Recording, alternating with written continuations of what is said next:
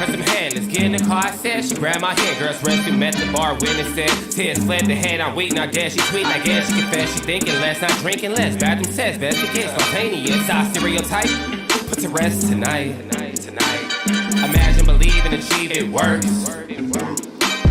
Skyline as I rise like fireworks.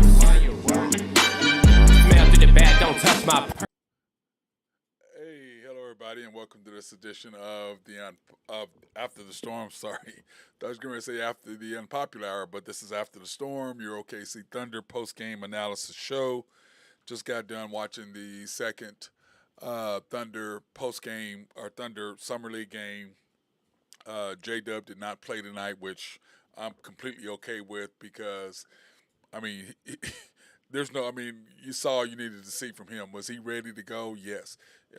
Is he better than everybody on the court? Yes. There was no question about that. But we talked about this earlier on the unpopular hour when we were talking about the game tonight, who would start.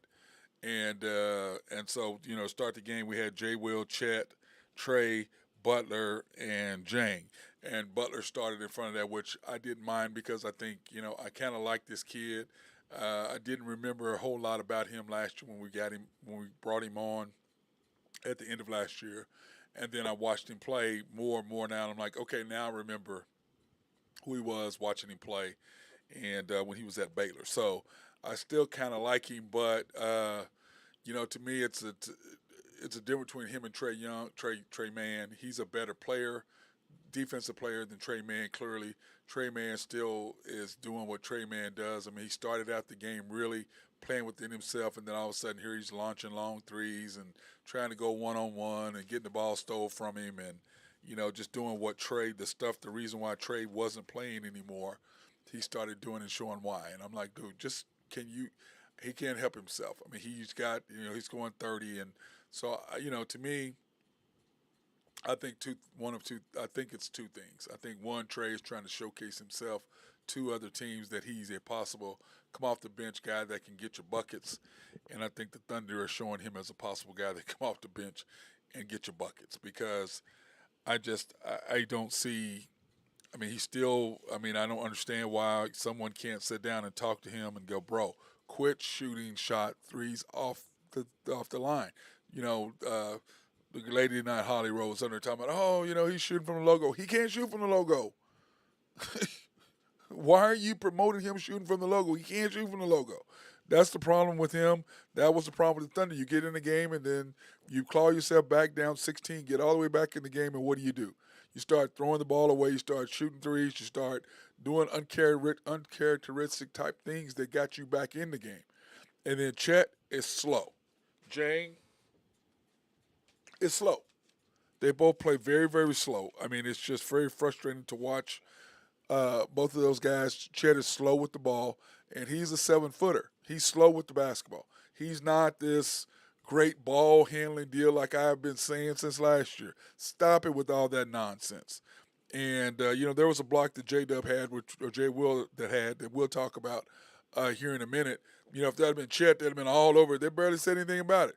It was a great block in transition. Thunder come back, to tie the score. Very little mention of Jay Will.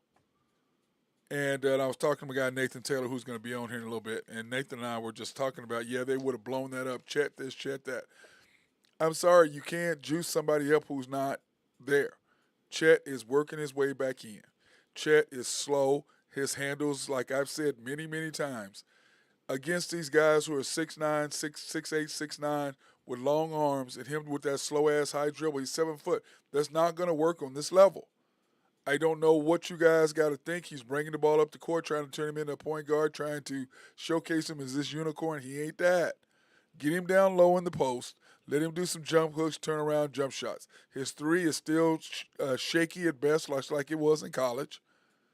I don't understand, like I said, he's 12 to 14 points a game, and he's 8 rebounds, and he's a couple blocks. That's what he is, okay? He's not this transitional type player. Now, do I hope I'm wrong? Yes. But what my eye test showed me of him in college, what my eye test showed me last year in Summer League, and what my eye test is telling me now, he is the same guy. Handles are suspect.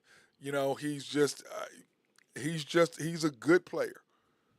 But should he been taken in front of Jabari? No. Jabari's not going to bring the ball up the court. I mean, he can in transitional type things where you get a rebound and go up. Yeah, he can do that just like Chet. But the difference is he can shoot the three better, and he's more physical than Chet is. So, and better defensive player. Now I do like what the Thunder schemed up as far as putting Chet more like in the lane as a deterrent for you driving to the basket. I do like the fact that he and Jay Will are playing together. So uh, I will say this to start the game off. By the way, the Thunder lost 86 to 94, and they were in the game all along, which we're going to talk about. We're going to go through it. But anyway, we're now 1-1 in Summer League. Um, I will say this at the beginning of the game, I did not like the fact we were giving up shots. Last night, I liked the fact that we were playing good perimeter defense. Tonight, we did not play good perimeter defense. We were giving up way too many open looks. They were knocking down shots like crazy. Uh, I'm just like, what? Here we go. This is the Thunder last year. We lost so many games simply because we gave up open look after open look. Defensive rotation was terrible. Did not close out the three-point shooter. Over-rotated, two guys running to the ball. It was just very frustrating. But I will say this. Jay Will was more aggressive shooting the three tonight, more aggressive taking jump shots, which I like. He has to be 8 points a game. And I broke it down the other night. I broke it down on the show. SGA 33, 30 points a game. Josh or J-Dub is going to be right at the 20. One is 19, one is 22 somewhere. I hope Josh doesn't go into this passive mode like I've got to get Chet shots. If he does that and gets in passive mode and doesn't stay in aggressive mode that he got at the end of last year, then the Thunder are going to be in trouble. He's got to let Chet do Chet stuff, but he's got to be aggressive and don't look for the pass, but look to score first, pass second. If he does that, which is what I was saying last year, if he will look to scoot first, pass second, Thunder are going to be tons better. Jim and J-Dub both are going to need to be around 20 points a game. Then you got Lou Dort in there Lou's going to do what Lou does. He's going to shoot as many threes as he possibly can. It's what he does. Hopefully he can make more this year, and he's going to average 14, 15, between 14 and 17 points. Then you have Chet in here. Chet's going to give you 12 to 14. Then you've got Jay Will, Isaiah Joe, Aaron Wiggins, all in there right around the 8 to 10 points a game. That's where you're going to have that. You need Isaiah Joe, a minimum should be double figures. Because if you can have SGA in double figures, Josh, J-Dub, Chet, all and Lou Dort, if you got 5 guys in double figures, which we should have pretty easily, we should be okay. Then if you have a 6th in there, then you're going to give you that scoring punch, because when we do the numbers tonight, you're going to see where we just got killed not being able to score baskets off the bench. And this is what we're going to have to do, because when you look at coming off the bench, that's Isaiah Joe. We don't know if that's either going to be Lou Dort or Jay Will. Probably, because you got to have a 6-man coming in. Now, your 6-man is either going to have to be Lou Dort or J-Dub. That's going to have to be your 6-man, because Isaiah Joe can come in as your 6th or 7th, depending on what the situation is.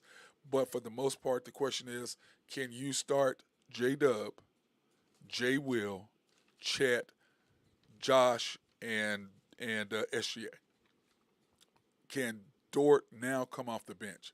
I'm not sure if that's something that's sellable to him.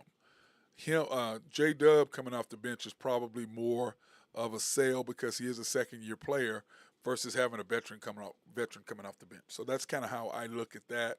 Now, me personally, I'd rather have J-Dub coming off the bench giving us some offense. It's kind of how I look at it, how I would rather have it. But on the other side of that, I'm not going to mind Dort coming off the bench either. So I think we're joined by our guy, Nathan Taylor. What's up, big dog? How you doing? Hey, man, what's going on? Can you hear me all right? Yeah, I can hear you fine, man. Yeah, you're in there. I'm good. I'm trying out these new headphones, so I'm just making sure I got mics on. How's it working? Is it working for you? Yeah. The other night I held my phone to my ear the entire time, and I'm just this time I thought I'd try a little bit of headphones. Yeah, that headphones are a lot better if you can do that than holding your phone.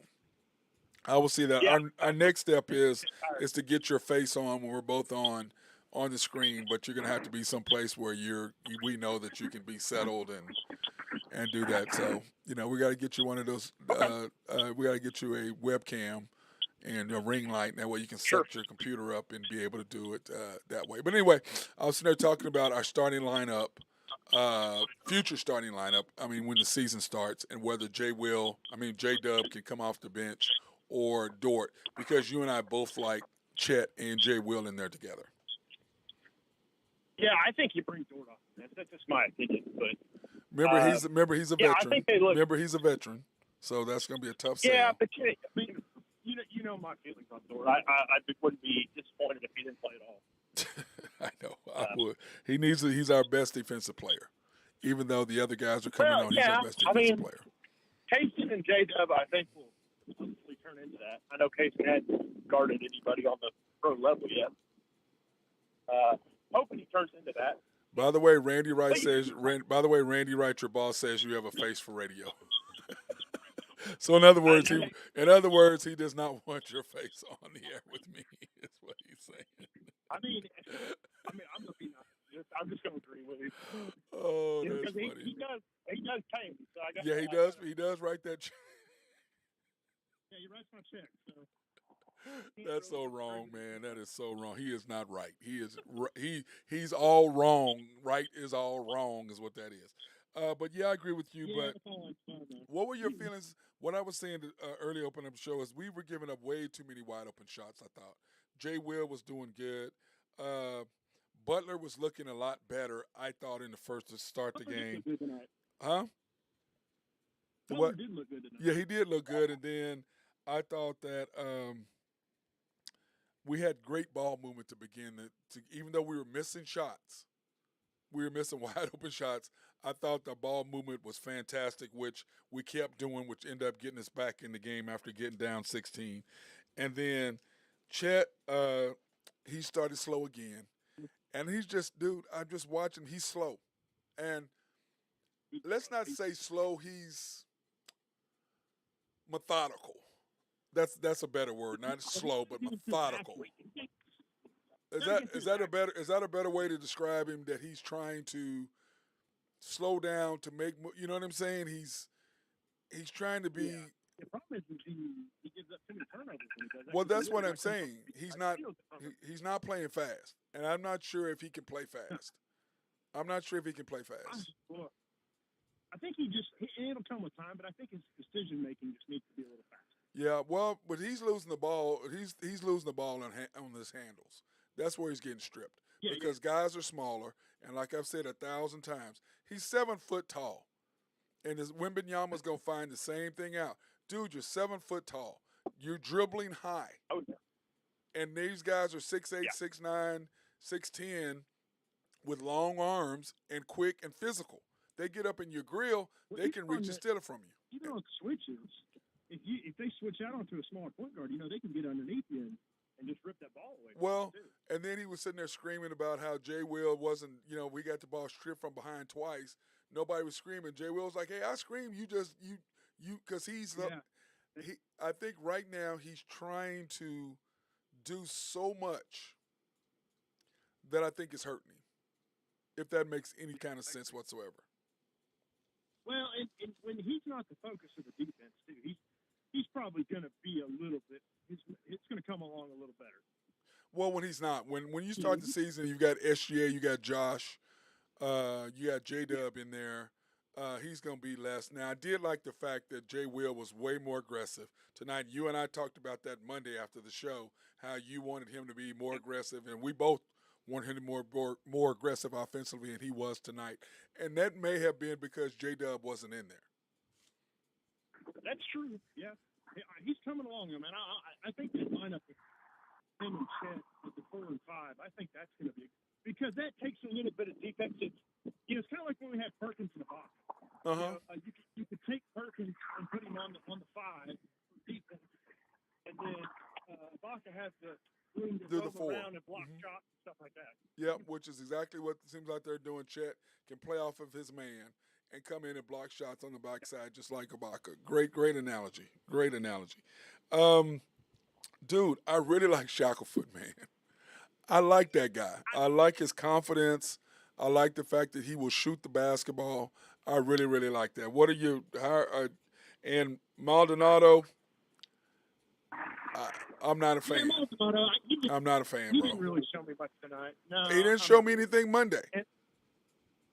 No, he didn't. He didn't get 1 3. He's showing me the same thing he did Monday to me. You know, now I will say this. I do like our defense. I mean, it started towards the end of the first half, and when we went on that run, I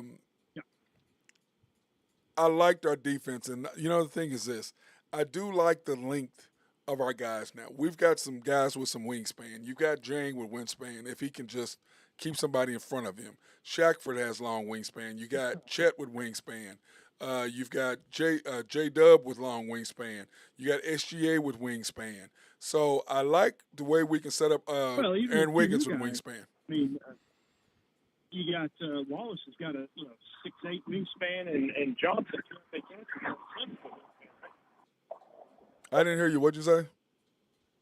I said Casey Wallace is what 6'8" wingspan, 6'9". Yep, with wingspan. Yep. Now, well, I will say this: my thing with Trey, man, is, dude, he started going back to the old Trey, man, at the end of the game. Giving up, shooting bad shots, making bad decisions. You know, of our turnovers, Chet and Trey had 11. Of our 18 turnovers, they had 11 between them. 6 and 5. Yep, Chet had 6, Trey had 5. I mean, and every single one of them, except for one, was just getting the ball ripped from him, dribbling too much. You know, that's what it was. And then the one time Trey tried to throw a back pass, he went by on the pick and roll, and oh my God, what's his name that gave Chet all hell last year? The big guy. Lofton, Kenny Lofton. Yeah, Lofton gave him he threw it back. I'm like, okay, why didn't you go to the basket? Oh, that's right, because you had just shot 2 times in a row. You know, one of them was a bad shot, and this one, look, you went on the hesitation, just go to the basket. I teach that all day long with my kids. You come off the screen, you give them a hesitation, boom, you go to the basket with the left-hand scoop move on the right-hand side. So I was a little weirded out. I just didn't like Trey's overall game tonight. He kind of went back to the way he was. But the first quarter, I did not like the way the Thunder played at all. I didn't like our defense was just, our perimeter defense was non-existent. It was off. It really was. It really was. And so anyway, getting to the Thunder first quarter, the Thunder were down by 8, 31-39. The Grizzlies were 8 for 15 from 3. Well, like I said, that is just. Arabia, he went nuts. Yeah, he did. He did, but still, 8 for 15, those are wide open shots. 11 rebounds, 52% from the field, 6 points in the paint, which why the hell would they need points in the paint when you're knocking down 8 threes and 15 tries? Only 1 turnover. They took care of the basketball, and that was because of our lack of defensive effort by the Thunder. Sure. The Thunder, however, were 5 for 9 from 3, 55% from the field, 6 rebounds, so we got out-rebounded by 5. Points in the paint, only scored 2 more than them, and had 4 turnovers, and all 4 of those were by Chet, which was just very frustrating. But the Grizzlies 6 and Oklahoma City 8. And my thing is this, when you look at these stats, it's really telling because the Thunder really, offensively you played well. 5 for 9 from 3. You shoot 55% from the field, and you're down 8. You're down 8. And why is that? Because they went 8 for 15 from 3. And the turnovers. Yeah, and he had the turnovers. Those 2 things made all the difference in what happened with the Thunder in that first quarter. Guys, you're there. You've got it. But, last night, and you know what? I thought about this when I was watching. I bet you a lot of it had to do with J-Dub setting the tone early last night, defensively and offensively. Yeah. You did not have anybody step up and be that tone setter, because a lot of times when SGA, he will get us going during games and take the pressure off everybody else, because okay, I don't have to press, because at the end of the game, and what you saw with the Thunder to me is once they start pressing, then you got guys who are basically average to right above average players trying to do what very good players do, and they're just not there. They have to play within the system, move the ball, catch the shot, take advantage of the opportunities when they present themselves. To me, that should be Thunder basketball, but it was not it today. So the Thunder go into the second quarter, and so when I'm looking at it, I'm like, okay, we start with Maldonado, Shaq, Mann, Chet, and McConnell. And the McConnell kid, what are your thoughts on him? I'm still kind of, I'm not sure what that is. Trying different guys, maybe. Yeah, I mean, I guess, but I mean, he didn't show me a whole lot. Him and Maldonado have not showed me anything. Shackelford has showed me something. Man has turned into doing what man does, and so that's kind of how I looked at him. But I just don't understand what the situation. I just don't get it. Can you help me out? I don't. I just want to add something on Man right quick. I had a discussion with a guy earlier. I think Man against inferior competition is aces, straights, and flushes. And then when it comes to NBA talent, like real NBA talent, he just can't do it. Right. Well, Drew says that he agrees with you that J-Dub should be starting over Dort. That's what Drew says. I think so, because I think it gives you more offensive versatility, especially when you got Giddey out there, which Giddey can get him the ball and Giddey can play at the point. But when it comes to defense, yeah, you want Dort, but Dort just kind of tries to take over the game sometimes when he does his bull in the China shot to the rim, and it doesn't matter who's on the floor, he'll do it anyway, and he shoots way too much. Right. So until he can learn not to do that, then I think it's good to limit his minutes. Well, is that possible? That's just my, I think you're not. I mean, I personally, maybe they're trying to win now, but I don't. I think this is going to be probably another, development year. I mean, you got to give some guys some run, because you got to know what you got. So I'm not saying they're going to go, try to tank or do whatever. But I think, you want to play SGA minutes, you want to play Josh minutes, K-Dub and Chet, obviously. But I think when it comes to the backup, I think you're going to see a lot of different lineups like you saw last year, because they still want to know what they have in everybody. Right. So, to me, yep. I don't even honestly. I like Dort. I really don't, but he's a good story. Yeah. Well, I got long term. Yeah. Well, I have. just don't think he can be here. Yeah. Well, I have the stats up here, and when you look at Trey Mann's numbers, 10 for 14, 2 for 6 from 3, and a lot of that is just, his shot selection, shooting so far damn back behind. I don't understand why he shoots so. I just don't understand. I'm like, why are you shooting way the hell back there? I don't get it.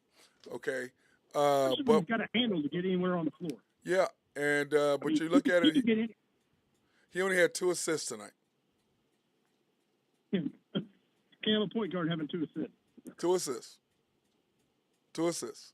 And when I looked at that, I just said, man, that's just so frustrating to look at that. But I had to pull that up because we were talking about Trey. So I just went ahead to have to pull up his stats for what he did today, because to me, it's very frustrating to watch him, because he has the potential of really doing something, which he played the first half. And then the second half, at the end of the game, when we need crunch time came, he went back to old Trey. Let me do this one-on-one. And I'm like, man, come on, man. Go back to moving the ball. And the Thunder went one-on-one. He went one-on-one. Butler went one-on-one. Chet tried to go one-on-one. And and the Thunder went, all of a sudden you go from the score being tied to down and go, what was it, an 8-0 run they went on? Or 9-0 run, because they made 3 straight threes. 3 threes in a row, yeah. And, we did what? We turned the ball over and took 2 bad shots. I'm like, but once again, during the regular season, in that situation, you've got SGA and Josh. You see what I'm saying? So those runs, they're still going to happen because this is the NBA. But for the most part, it's going to be really hard for them to really do some of the things that they did tonight. So that was frustrating for me. So anyway, in the second quarter, going into halftime, the Thunder down 2 because of what happened. We went on a 16-2 run to close out the second quarter. Why? Because we were D'ing out, we weren't giving up wide open shots. We were making them make the extra pass. Weren't giving up wide open shots. We were challenging them on both sides of the floor, offensively and defensively. We got aggressive, but the main thing is that I thought is that once we got into a groove and got some couple of turnovers and got into the flow and we're moving the ball and actually making shots that we were missing in the first quarter. We're making those shots in the second quarter. To me, that was all the difference in the world from the first quarter to the second quarter was the fact that we were making shots because we were getting there because when the first quarter, we were 5 for 9 the first quarter. 5 for 9 the first quarter from 3. Okay, second quarter we were 4 for 10 the second quarter. But what did we do? The turnovers. Yes, that's what we did. We got some transitional baskets, fast break points. we got some easy baskets, points in the paint. But I love what I saw from them there in the second quarter because the second quarter to me made all the difference to what we wanted to do. Second quarter, we turned them over 3 times. We cut down on what we were doing, and I just like what I saw. I really did.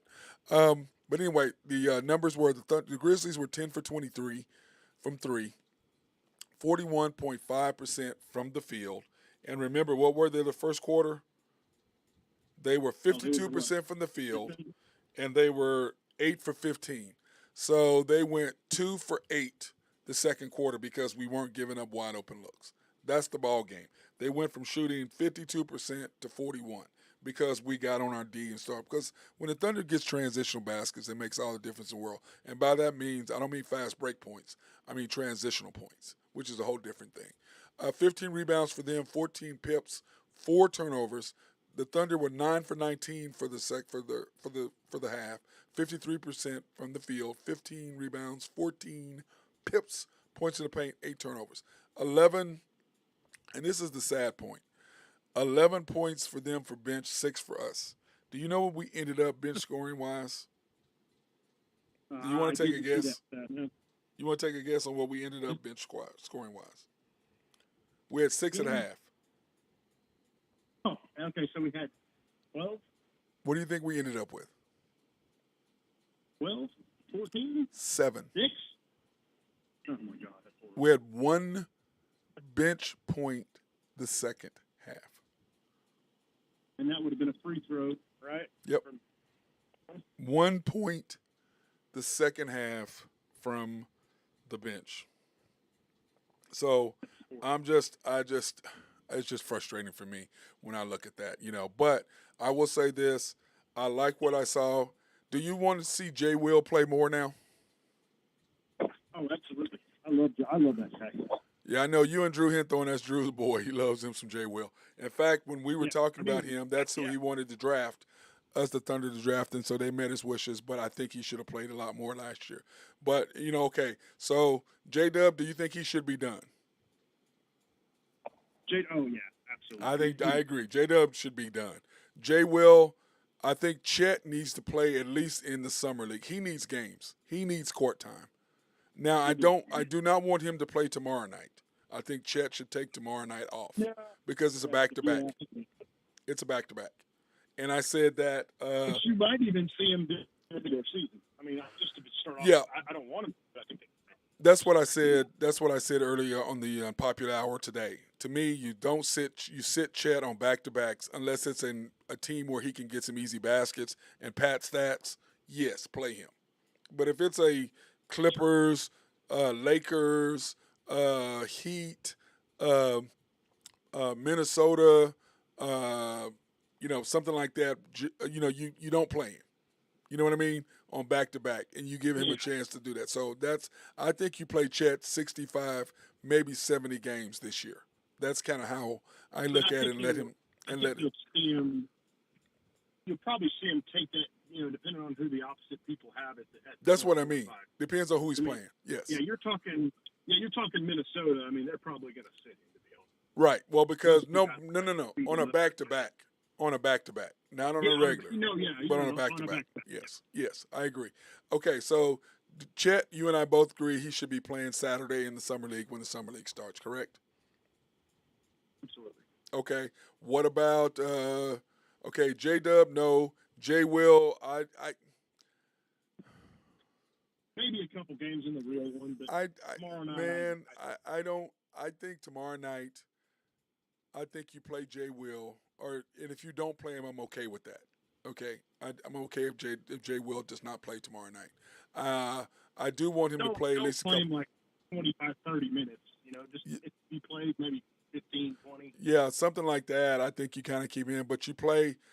That's when because we haven't seen Keontae yet. So there's a couple of guys with, huh?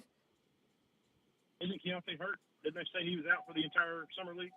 I don't know. I didn't see him and who, because I saw him over there with J-Dub today. So. Yeah, I think they said him and JRE are out for the entire summer league because of I think knee and something or other. So in other words, they're rest. Well, JRE needs to play. Oh yeah, he does. Absolutely. He needs to play. Well, he just got hurt, and he came off the injury reserve at the end of last year, gave us nothing in the playoffs, and before that he was doing really well. But when you look at the Summer League roster, okay, Jared Butler needs to play. Jang definitely needs to play. Chet needs to play at least a couple games in the deal, and we'll go over that in a minute. Maldonado for sure needs to play. Trey needs to play a little bit less, even unless we're trying to really give him let their teams look at him as far as trade bait. JRE, if he's hurt. Shackelford, man, I like the kid. I think he plays a couple more. I think he needs to play some. But J-Dub and J-Will, I think for the most part, they're out. And I do want to see KJ just like you. So I kind of want to see what that kid, and I know you like KJ Williams. I want to see what what he can bring to the Thunder as well. So we want to take this opportunity to thank our sponsors, Collaborative Logic, and I need to call my guy Russell Willifort over there to get my Stream Deck into him. But if you've got any computer needs, if you want software written that can make your office run smoother, more efficient, talk to them about that. They can also set up your network, redo your network, make things run quicker and easier and smoother there. But the thing I like about them is they can remote in and don't necessarily have to be in your office disrupting things. Of course, sometimes they're going to have to be, clearly, but for the most part, they can remote into individual computers. And then also, if you have any website designs, they are the people. And in fact, they have this website design that they can do that, if you're somebody who needs people to come in and do quotes, they can fill out. They have a website design that they can tailor to your business, and people can go in and get quotes and stuff based on whatever it is that they need from your business. SRB, if you have any engineering, surveying, or planning, my guy Mark Long is the dude to talk to. They love to be behind the scenes. Then in Oak Grove Trucking, and my guy Jose Fierro. Thank you, bro, for the information today on USA Soccer. I already had the stuff. I was going to say it, but thank you for giving me at least the information as far as who the USA is going to play on Sunday. I did not have that, so thank you for that. If you have any needs for any rocks or dirt to be moved, he is the dude. Greg and Max Nafee at NAFCO. Thank those guys for supporting me in all the things that I've always done. I appreciate them. And then YNB, family owned and operated since 1912. They are the bank that makes things happen. They're an equal housing lender, member of the FDIC. They're also the sponsor for us to go out to minority women and black-owned businesses in the Oklahoma City area. In fact, I was going to be at Cats tonight, but I decided to come ahead and stay home and get stuff done here because I wasn't sure if they actually had the show on, if they had NBA TV. I'm sure they did, but I wasn't sure, so I wanted to make sure that I got it. Plus, my big boy is not feeling that great tonight, so may have to take him to the vet tomorrow. So, but anyway, that being said, you can pre-qualify online at www.ynbok.com. That's www.ynbok.com. But since they are a personal bank, they prefer you to come in and see those guys over at the main bank. My guy Nathan Taylor, Carson Wright, the Horn Man, over there at the main bank, 401 Elm Street. They're in downtown Yukon. YNB East, which is on the Parkway, and 66, US 66, or 39th Expressway, however you want to look at it. YNB Mustang, 218 North Mustang Road. YNB Parkway, which is on Garth Brooks Boulevard and I-40, just south of I-40, right there at Garth Brooks. Can't miss them, right there in front of the Integris Hospital, across from Louis, too, as a matter of fact. And then YNB People's, the bank that I always go to, that is on 6201 Northwest 23rd there in the lovely city of Bethany. And then, of course, if you have any needs for roofing or anything like that, you need to holler at my guy, Drew Hinthorn at DT Construction and Consulting. They do roofs. They do any sort of inside your house needs. If you got paint, you need something, walls redone, you need cabinet, whatever it is, they can do all of that. So contact him at 405-209-4051. That's 405-209-4051. Or email him at dtconstruction2015@outlook. They are respectful, local, and most of all, they are loyal. So if you need something done, they can do all kinds of construction needs. And I know our guy Ben Dillman, High Stick Harry, has got him a job that Drew is going to be doing for our guy High Stick Harry. So that's what we've got there. Love what my boy doing. Holler at my boy, Drew Hinthorn. I tell you what, Nate, first half, what is your overall take, what you saw there in the first half, and what do you think the Thunder needed to do the second half? Well, obviously, I think we talked about it. Second quarter, they D'd up pretty good. First quarter, they were kind of lackadaisical on offense and defense. Mm-hmm. That 16-2 run was nice. 16-2 run to end the half was nice. Yeah, and I think they needed to come out and kind of, put that pressure on the defense, put the pressure on defense and maybe get a little easier shots, maybe. Mm-hmm. And Trey not dribble so much, and I just didn't think that happened. No, they made a good run in the third quarter, but then the fourth quarter came and they just did what they did what we do in the fourth quarter. But the difference is we folded late in the fourth quarter, and we don't do that with our normal team. With SGA, Josh, J-Dub, we don't fold like we do, like we did. We don't make the stupid plays like we did. We don't throw the ball away. We don't dribble too much. It's SGA usually with the ball in his hands making good decisions, not Trey Mann and not Chet. So that makes a huge difference, and not Butler. So that makes, I think, a huge difference. But anyway, third quarter has always been the Thunder's third quarter, especially last year and the end of the year before that. But today we started with Trey Mann, Chet, J. Will, Butler, and Jang, like we started the game. And I know you're against that, Nate. But I like starting the first quarter, starting the game, and starting the third quarter with the same starting lineup. Why not, why not throw Shackelford out there for somebody? For who? Who are you taking out? Man, I don't know. Nobody. I don't know. He's not better than any of those five. No, you're right. He's not. I mean, really, you'd have to take out either J. Will, Chet, or Jang. And if anybody, you're going to take Jang out of that group. What if you took Butler out and let him come off the bench so he can run the point while Trey's sitting on the bench? Well, because you need another ball handler. You got to have two ball handlers. And Chet they're trying to make Chet a ball handler, and he's not a ball handler. I've said that, and these last two Summer League games, if anything is showing the Thunder, he is not a ball handler. Not in this league. He's just not there. Now, is he pressing? Yes. Is he putting a lot of pressure on himself by pressing? Yes. Is he getting down on himself once he makes mistakes? Yes. Are they getting him in the flow of the game quicker? I don't think so. But once again, he's slow. Jang is slow. It was so funny as I was listening to the broadcast, and Thurl Bailey, by the way, Thurl was at Utah when I was there. We both got drafted by the Jazz, as a side note. And Chet, and you know what? Thurl couldn't use his left hand. He couldn't shoot a left-hand layup. Did you know that? Hey, what draft year was that? That was 83. He could not use his left hand on left-hand layup. I just was like, 84 minutes. I was looking at him like, why can't this guy shoot a left hand layup? But he's 6'9" and jumping, so he just jump over everybody and dunk it. I'm like, Hey, I just want to take a quick shot right quick, man. Hey, that was the year I was born. wow. Randy, did you hear that? He's talking trash on us because you graduated 2 years before that, Randy. So just FYI.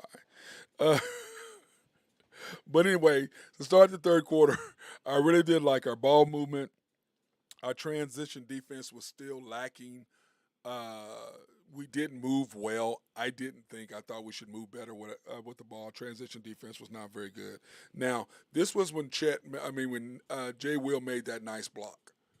And the guys basically said nothing about it. He was hustling, running down the floor in transition, came up with a huge block. We go back down the floor and tied the score up. And there was barely a mention. If that had been Chet, they would have went crazy. Oh, look at him running the floor, making a tremendous block on the defensive side. I'm like, you can't give Jay Will the same love? Is it me? Am I being too hard on Chet? Or what is your thought? No. The announcers were. I mean, well, it's like interviewing Taylor Jenkins for half the third quarter. Oh God! And then paying no attention to the game. Like, come on, man. Game. Who cares? Yeah. What did? Let me see. What did Drew say? What did they say that just drove me nuts? It said, that they created a great culture in Memphis. They actually said that. I think that's why you have Marcus Smart. No, I think that's why Marcus Smart is there, to change your culture. Play with guns and all kinds of good stuff. Yeah, and in fact, I told, I said the other night, we're watching this game at Santa Fe, and this kid makes a shot and goes, really? The referee went, boom. Dude, what are you doing? And then his coach is like, what's the problem? Really? What is the problem? Your guy shot a three and went boom, shot a guy, like he's shooting a guy. You don't have a problem with that, coach. I mean, but that's what the culture is in Memphis. And it's got to be away from that. And that's the culture in a lot of the African-American community that's got to go away. And, but anyway, yeah, when I heard that, I'm like, what the hell are they talking about? That's why Marcus Smart was brought in, to change your locker room, to change your culture. That's why, what's our guy that's gone now? That's at Houston. Not Bain, but the other one. Bain is the one that can play. Desmond Bain can play. Yeah, he can. Yeah. Oh, I can't think of his name now. Wow, that's bad. And they gave him 100 and they gave him 100 and whatever million. Yeah, that was. Oh my God, I'll think of his name in a minute. But anyway, Dylan Brooks. Huh? Yeah, Dylan Brooks. Yes, that's what I was talking about. Yes. So anyway, changing the culture, I was like, whatever. But anyway, what happened at the end of the third quarter? Once after that block, and we got in the score, and we went a couple drills. Then all of a sudden, I've got in my notes, stop with the 1v1. All of a sudden, here's Trey going to one-on-one. Here's Chet trying to go one-on-one. Here's Butler trying to go one-on-one, and then they go a 9-0 run. I'm like, I don't understand it, bro. And then Jang, well, actually, they went on a 9-0 run in the fourth quarter. But Jang, he's slow, man. I'm just not. And you can't add he's methodical. He's slow. He's slow. He's not methodical. Because Chet, reason why I was saying methodical, because you can see Chet at least trying to slow down to see what he's going to do, not realizing he's got people flying behind him. Okay? Even though, you could hear Jay Will saying something, and Jay Will did say something.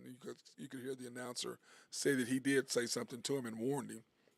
But he's being methodical, whereas he shoots slow, which is why he didn't try to take a jump shot over nobody. He's not shooting. Chet is only taking wide open threes. He's not shooting over nobody because his shot's too slow. Jang is not shooting over anybody because his shot's too slow, and probably going to get it blocked because it is just so slow. And what I teach kids in my academy is you have to release the ball quick. You got to catch, and it's one motion: catch up, release, catch up, release. Because if you don't, whatever move you made is now gone if you're slow. Because Chet does a good job with his step backs, but then it's like step back and then it's shot. instead of step back shot, Yeah, well, it's step back shot. Go ahead. if you're What? swinging the ball, you lose all the momentum you have swinging the ball because you shoot so slow. Show slow, right? And then Maldonado, I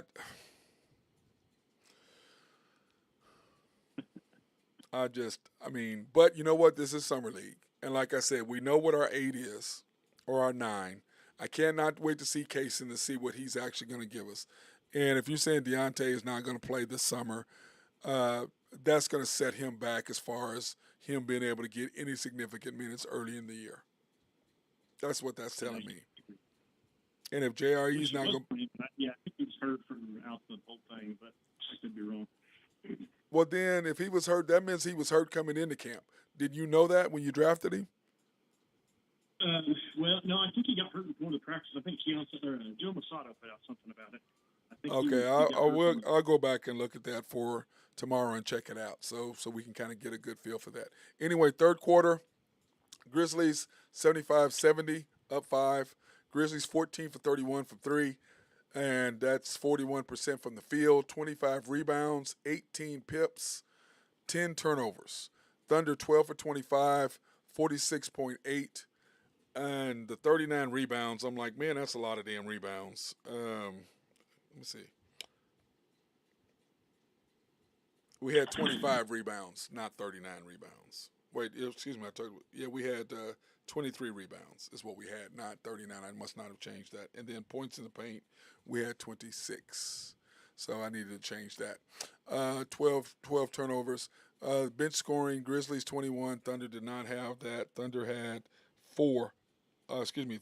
6 bench points. So we scored 0 points in the third quarter. Yeah. Hey, Matt, I'm sorry, man. I have to jump off here. All right, go ahead, man. Go ahead, bro. But yeah, that's just so frustrating to me when I look at these numbers and I see what the Thunder did and did not do. I just don't understand what happened there. When you look at it, 6 points, and I'm updating this, guys, is what I'm doing, so you guys will be able to get a good feel for what the Thunder really did, because this was I did not update the Oklahoma City Thunder when I did this. When I was doing the stats, I don't know why I got ahead of myself. I got the Grizzlies, but I did not do the Thunders. So I'm redoing all that real quick, and that's going to pop up for you really quick on the screen when I do this, so we can really get a good feel for, or so you can have more of a knowledge about what really happened and what did not happen. So because I was, my thing is just with the Thunder is that it's just hard when you look at what we can and can't do, what our abilities are and what they aren't. I like our team, but what I see is that our 10 through 15 or 10 through 13, the guys who are going to be playing a lot, it's going to be really hard on us to really produce. That's what I see, and this is going to pop up for you guys so you guys can really have a good feel for what actually happened. Okay, here are the real numbers right here. The Thunder 9 for 25 from 3, 51% from the field, 39. Excuse me, I didn't do the rebounds. I did everything else except the stupid rebounds. 13 turnovers, 6. That means we did not score at all. Guys, that's what that meant. We did not score at all. Did not score at all in the third quarter from the bench. 0 points from your bench. You can't do that. You can't win when your bench doesn't come in and score points. You can't. It's just impossible to do. So we start the fourth quarter with Butler, Jay Will, Maldonado, McConnell, and Shackelford. And the McConnell kid, I'm still evaluating what I'm seeing him. I haven't seen enough of him to really get my deal or get my feel for him. Maldonado, I've seen enough of him. I'm not that big of a fan. Shackelford, I really like the potential of what he can be. Jay Will, of course, I love, and Butler is growing on me slowly but surely as a backup. Now, I'm liking him more than I do Trey, even though Trey has more offensive explosive. He's more explosive offensively. He makes way too many bad decisions for me. He gets in a hurry trying to do more than he's really capable of, as far as what I can see from Trey. Sorry about that. Here's all my notes, and I'm trying to get all these deals done. But anyway, more than that, so it's just frustrating because at the end of the third quarter, we had a 24-second violation. Fourth quarter, started first quarter, fourth quarter, we have a 24-second violation because guys won't shoot the ball. And I'm sorry, but they talk about teardrops and floaters. I hate the fact that these announcers do not understand the difference between the two. They were talking about how, first of all, this guy was talking about Trey Mann was an undrafted free agent, so he don't know what the hell he's talking about. But he's a Utah announcer, not Oklahoma City, so I got to give him leeway on that. But when I look at what this guy's trying to say over here, I'm going, okay, first of all, there's a difference between a floater and a teardrop. A floater's off 2 feet because they were like, well, Tony Parker made it easy. Tony Parker did floaters, and they were always off 2 feet. Tony Parker did not go off 1 foot, which is a teardrop. Teardrops, you go up like this. Floaters, you push out like that. Those are two totally different shots. Okay? Two totally different shots. But they look the same, but they're different because one's off 2 leg, one's off 1. It's frustrating me. Tony Parker took floaters, and Chris Paul made teardrops because they're off 1 leg. There's a difference. Teardrops are up and down. Floaters are up and over. So it's a huge difference between the two. One looks like a teardrop. One does not. One is pushed. Almost like a push shot. It's not, but it's more like this than up high like that. And you don't you don't pop your fingers. You just let it go like this. Your hand stays flat because you want to keep as less spin on the ball as possible. But anyway, the reason why I'm saying that is because we had 2 opportunities in the 24-second clock to shoot either a teardrop or a floater. Didn't do either one, overpassed. And I do like the ball movement, but at the same time, if you're point blank, shoot the damn ball. If you're coming in, you're going off 1 leg and you kick it out, and you're off 2 feet and you kick it out, what are you doing? Why would you take an 8-footer? Why would you not take an 8-footer and then you want to take a 25-footer? What are the chances of you making the 8-footer versus the 25? One is far easier to make. One is going to be an easier transition to make than the other. So to me, that's really silly. And then all of a sudden, we started giving up threes again. And that's when they made the 3 threes in a row and they made that run. Giving up threes. Once again, not getting out in transition, playing slow, not moving your feet. You got to get out. You got to get out there and cut them off because when the Thunder made the run, you weren't giving up those. You weren't giving up easy looks. Last year, the biggest problem with the Thunder, and part of the reason why we needed wing defenders, and part of our need is because we gave up too many shots. You got to get out there and you got to be able to defend on the perimeter. And we didn't in the fourth quarter. Our transitional defense was basically non-existent. It's almost like we got tired. And we weren't moving, weren't getting into a flow. And with 6 minutes to go, they had went on a 13-5 run to start the fourth quarter, which is typical of what happens to the Thunder. We've talked about that how many times? Have we talked about the Thunder starting the fourth quarter and not being able to finish and not being able to start right? We've talked about to exhaustion. 75-88. And then all of a sudden with 6 minutes to go, then you have Chet, Trey, Jane, Shaq, and Jay Will. So he got his wish. We're talking about Nathan. He had to go, but he was on there. And we got the wish, and he wanted Shackelford in there. So Shackelford's in there instead of Butler. And what happens? Terrible decisions offensively. Going 1v1 again offensively. Chet turning the ball over, and Trey turning the ball over. Just terrible decisions. I mean, terrible decisions. I don't understand it.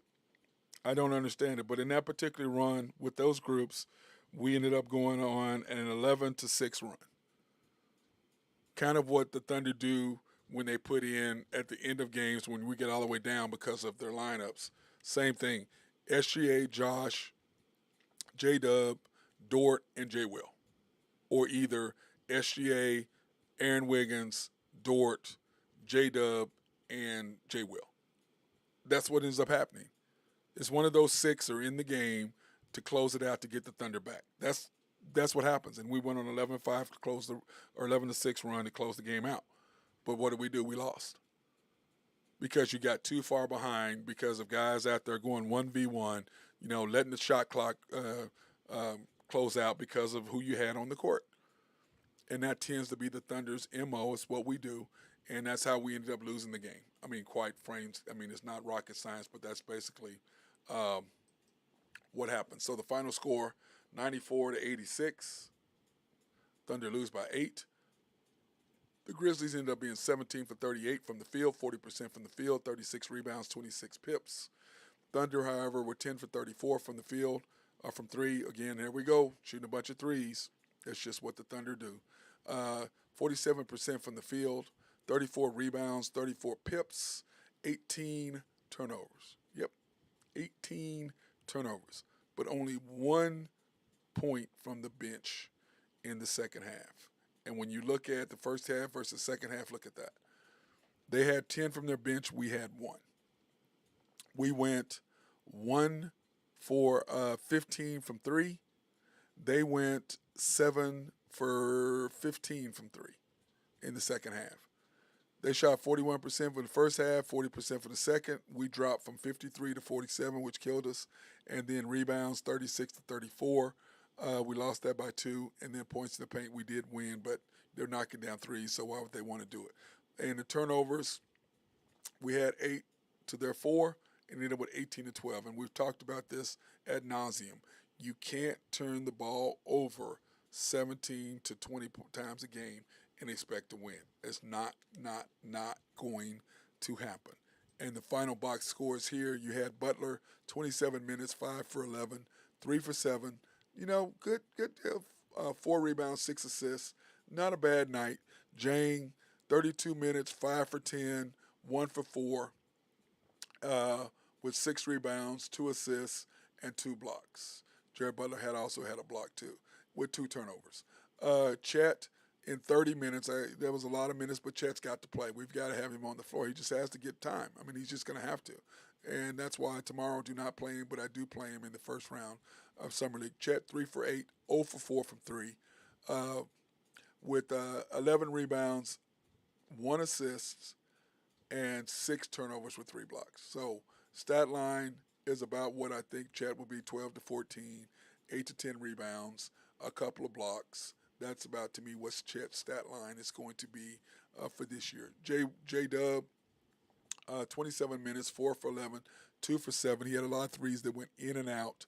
4 rebounds. He needs more rebounds. 3 assists, 3 blocks, when including a couple big, huge blocks with 12 points. So 12 points and 4 rebounds is not right. He's got to have way more than that. He can't have Jang out-rebound him. But, of course, he was out on the wing quite a bit tonight. Trey Mann, 10 for 14, 2 for 6, the threes. Once again, threes. Son, please move in closer to the line. That's all you got to do, and your numbers go up. That's all it is. Move in. Your numbers go up. 4 rebounds, 2 assists. You got to have more than that from your point guard, but he did give us 28. McConnell, 0 for 2, 0 for 1, 1 rebound, 1 block. And then, of course, Johnson, zeros across the board. And then Shackelford, like I said, I like the kid. 23 minutes, 2 for 4, 2 for 4 from 3. I like his stroke. I like the way he shoots it. He shoots it with confidence. Squared up to the basket. He just got to knock down more. And then Maldonado, 0 points, 0 for 1. He's got to get more and got to get better. Free throw line, 18 for 23, 78%. Not bad at all. 47% from the field, 28% from 3. We've got to do better than that if you want to win ball games. You can't shoot 28% from 3. But once again, the Thunder, when we start relying on the 3, that's what happens to us. So that being said, you want to look up our next, here's our summer schedule. We have the Sixers tomorrow night at 6 o'clock again on ESPN2 tomorrow. Hey, how about that? On ESPN2 tomorrow night, going against the Sixers. Then, of course, July 8th, we have, which, of course, is Saturday, we play the Mavericks on ESPN at 2:30 p.m. in the afternoon. So I'll get just in time to watch that. I'm just not sure if we're going to be on after that because I have to go to one of my good friends who passed away. His wife is kind of having a remembrance party for him. So I don't know if I'm going to be able to do the show I may try to see if they'll let me get some time in to do that because I don't have to be there till 5. So I may be able to squeeze that in, go and watch the Thunder, get some notes, and be able to do the show there from that. So I'll see how that works out. We'll see what's going to happen. The Rockets, then of course on Monday the 10th at 6 or 5:30 on NBA TV. The 12th, which is Wednesday, against the Pacers at 6:30 on NBA TV, and I'll do all these in our correct time. So I'll redo this for y'all for the following week and for this weekend. What's actually going to happen with that? So that's our schedule, and that's what's happening. Hopefully everybody's going to get a chance to watch the Thunder. Like I said, God, it's so exciting. And one thing I'm gonna say here on the show that I saw today that happened, that Thunder is the only team in NBA history to have 3 guys score 30 points in a game, and we've done it twice. We did it with KD, Harden, Westbrook, and then we turned around and did it with J-Dub, SGA, and Josh. Isn't that crazy? Love it. Love it. Way to go, Thunder. Anyway, that being said, hopefully everybody has a fantastic night. Stay safe, stay dry, and remember, we're supposed to have some hail and stuff may come in, some bad weather. So put your vehicles up, put your pets away, and take care of business and be safe. That being said, see you guys tomorrow on the Unpopular Hour. We'll be back tomorrow afternoon at 2 p.m. to do the show. So that being said,